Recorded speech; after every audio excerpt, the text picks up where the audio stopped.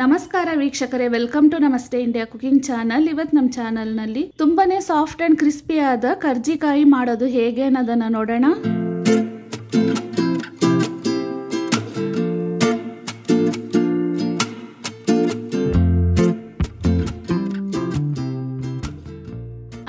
ml ಅಳತೆ ಇರುವ ಒಂದು ಬೌಲ್ನಲ್ಲಿ 2 ಬೌಲ್ನಷ್ಟು ತುರಿದ ಒಣ ಕೊಬ್ಬರಿಯನ್ನ ತಗೊಂಡಿದ್ದೀನಿ. ಅದೇ ಬೌಲ್ನಲ್ಲಿ 1 ಬೌಲ್ ಸಕ್ಕರೆಯನ್ನ ತಗೊಂಡಿದ್ದೀನಿ. ಇವೆರಡನ್ನು ಒಂದ್ಸಲ ಚೆನ್ನಾಗಿ ಮಿಕ್ಸ್ ಮಾಡ್ಕೊಳ್ತಾ ಇದ್ದೀನಿ.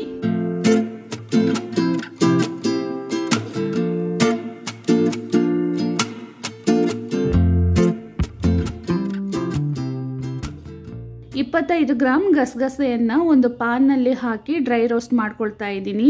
ಗಸಗಸೆ ಚೆನ್ನಾಗಿ ಸಿಡಿದು ಲೈಟ್ ಕಂದು ಬಣ್ಣಕ್ಕೆ ಬದಲಾಗೋವರೆಗೂ ಹುರ್ಕೊಬೇಕು. ಇದಾದ್ಮೇಲೆ 25 ಗ್ರಾಂ ಬಿಳಿ ಎಳ್ಳನ್ನ ಬಾಣಲಿಯಲ್ಲಿ ಹಾಕ್ತಾ ಇದ್ದೀನಿ. ಎಳ್ಳು ಚೆನ್ನಾಗಿ ಸಿಡಿದು ಬಣ್ಣ ಬದಲಾಗೋವರೆಗೂ ಹುರ್ಕೊಬೇಕು.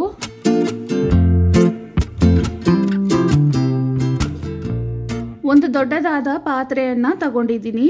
ಇದರಲ್ಲಿ ಮಿಕ್ಸ್ ಮಾಡಿರುವ ಒಣ ಕೊಬ್ಬರಿ ಮತ್ತು ಸಕ್ಕರೆಯನ್ನ ಹಾಕ್ತಾ ಇದ್ದೀನಿ. ಹುರಿದಿರುವ ಎಳ್ಳು ಗಸಗಸೆಯನ್ನ ಹಾಕ್ತಾ ಇದ್ದೀನಿ.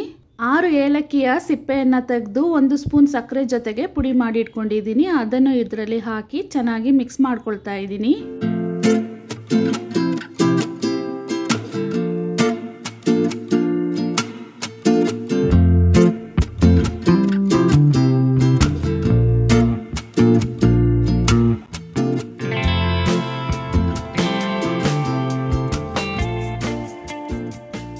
ಕರ್ಜಿಕಾಯಿ ಮಾಡೋದಿಕ್ಕೆ ಹೂರ್ಣ ಇವಾಗ ತಯಾರಾಗಿದೆ.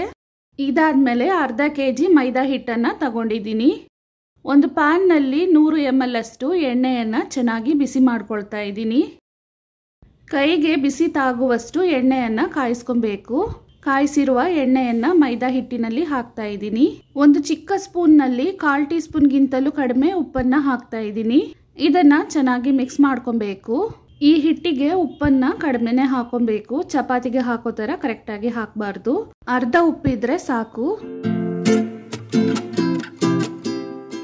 ತಣ್ಣೀರನ್ನ ಹಾಕಿ ಗಟ್ಟಿಯಾದ ಹಿಟ್ಟನ್ನ ಕಲಸ್ಕೊಬೇಕು.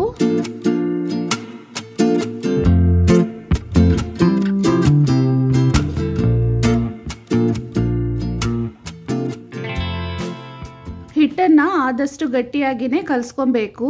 ಆಗ ಮಾತ್ರ ಕರ್ಜಿಕಾಯಿ ಕ್ರಿಸ್ಪಿಯಾಗಿ ಬರುತ್ತೆ. ಲಟ್ಸೋದಿಕ್ಕೆ ಸ್ವಲ್ಪ ಕಷ್ಟ ಆಗ್ಬಹುದು ಅಷ್ಟೇ. ನೋಡಿ, ಹಿಟ್ಟು ಈ ರೀತಿ ಗಟ್ಟಿಯಾಗಿನೇ ಇರಬೇಕು. ಇದನ್ನ ನೆನ್ಸೋದೇನು ಬೇಕಾಗಿಲ್ಲ. ಹಿಟ್ಟನ್ನ ಕಲಸಿದ ತಕ್ಷಣನೇ ಕರ್ಜಿಕಾಯನ್ನ ಮಾಡಬಹುದು. ಸ್ವಲ್ಪ ಹಿಟ್ಟನ್ನ ತೆಗೆದು ಕೈಯಿಂದ ಒತ್ತಿ ಉಂಡೆ ಮಾಡ್ತಾ ಇದ್ದೀನಿ. ಇದನ್ನ ಹಸಿ ಹಿಟ್ಟಿನಲ್ಲಿ ಅದ್ದಿ ತೆಳ್ಳನೆಯ ಪೂರಿ ತರ ಲಟ್ಟಿಸ್ಕೊಳ್ತಾ ಇದ್ದೀನಿ. ಬಿಸಿ ಎಣ್ಣೆಯನ್ನ ಹಾಕಿ ಕಲಸಿರೋದ್ರಿಂದ ನಾವು ಎಷ್ಟು ತೆಳುವಾಗಿ ಬೇಕಾದ್ರೂ ಹಿಟ್ಟನ್ನ ಲಟ್ಟಿಸ್ಕೊಬಹುದು.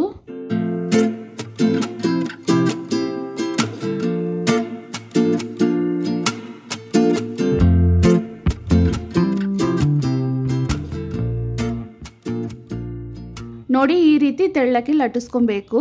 ಲಟ್ಸಿರುವ ಹಿಟ್ಟನ್ನ ಕರ್ಜಿಕಾಯಿ ಮೋಲ್ಡ್ನ ಮೇಲೆ ಹಾಕ್ತಾ ಇದ್ದೀನಿ. ಸ್ವಲ್ಪ ನೀರನ್ನ ತಗೊಂಡು ಮೋಲ್ಡ್ನ ಸೈಡ್ಸ್ ಅಂದ್ರೆ ಹಿಟ್ಟಿನ ಮಧ್ಯ ಭಾಗದಲ್ಲಿ ಸವರ್ಕೊಳ್ತಾ ಇದ್ದೀನಿ. ಇದರಲ್ಲಿ 1.5 ಸ್ಪೂನ್ ಹೂರ್ಣವನ್ನ ಇಟ್ಟು ಮೋಲ್ಡ್ ಅನ್ನ ಕ್ಲೋಸ್ ಮಾಡಿ ಉಳಿದಿರುವ ಹಿಟ್ಟನ್ನ ತೆಗಿಬೇಕು. ಸೈಡ್ ಅಲ್ಲಿ ಒಂದ್ಸಲ ಪ್ರೆಸ್ ಮಾಡ್ತಾ ಇದ್ದೀನಿ.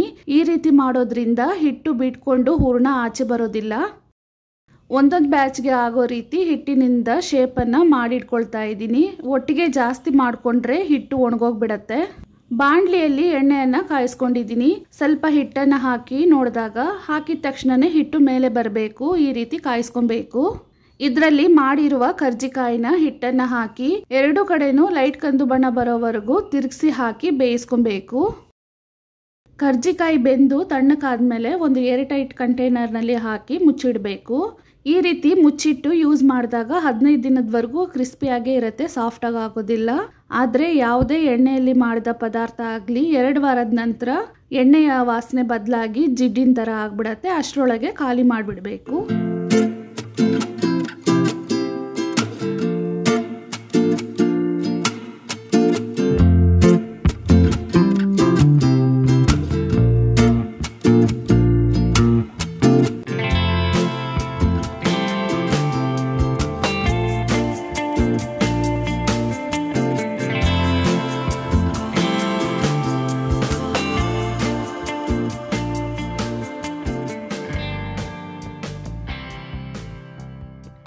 ಇವಾಗ ನೋಡಿ ಎರಡು ಕಡೆನೂ ಒಂದೇ ರೀತಿಯಾಗಿ ಬೆಂದಿದೆ. ಎಣ್ಣೆಯಿಂದ ತೆಗೆದು ಬಿಡೋಣ.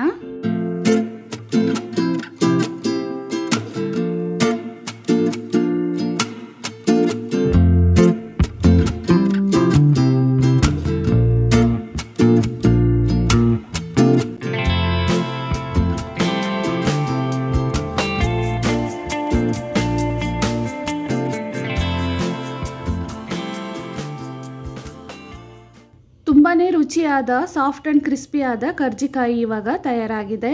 ವೀಕ್ಷಕರೇ, ಈ ವಿಡಿಯೋ ನಿಮಗೆ ಇಷ್ಟ ಆಗಿದ್ದರೆ ನಮ್ಮ ಚಾನಲನ್ನು ಲೈಕ್ ಮಾಡಿ, ಸಬ್ಸ್ಕ್ರೈಬ್ ಮಾಡೋದನ್ನು ಮರೆಯಬೇಡಿ. ಧನ್ಯವಾದಗಳು.